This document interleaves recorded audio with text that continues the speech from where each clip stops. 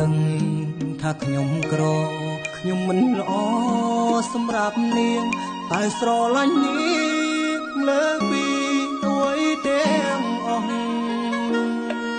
ទោះបីជាយើងស្មោះតែគ្មានទ្រព្យក៏គ្មានន័យព្រោះបេះដូងស្រីមើលមិនឃើញតម្លៃស្នេ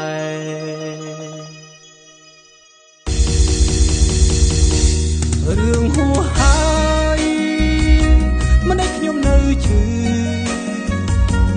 នៅតែលឺសំឡេងដិតដាមអូរាកាត់ចិត្តបង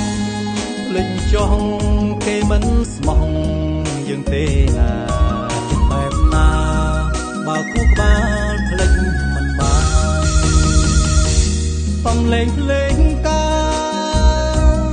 លន់ត្រហឹងឬគេចង់បាញ់គឺខ្ញុំ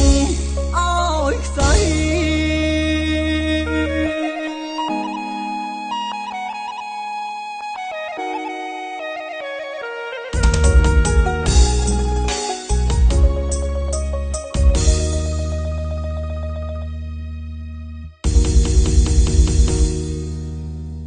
បេះដូងស្រី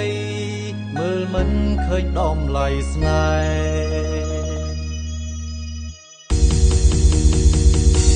ហ៍រឿងហួសហើយមិនឲ្យខ្ញុំនៅឈឺនៅតែលឺសំឡេងដិតដាមអូរាកាត់ចិត្តបងលេចចង់គេមិនស្មោះយើងទេណាបើគូក្បាលភ្លេចមិនបានសំឡេងភ្លេងកាលន់ត្រហឹងឬគេចង់បាញ់គឺខ្ញុំ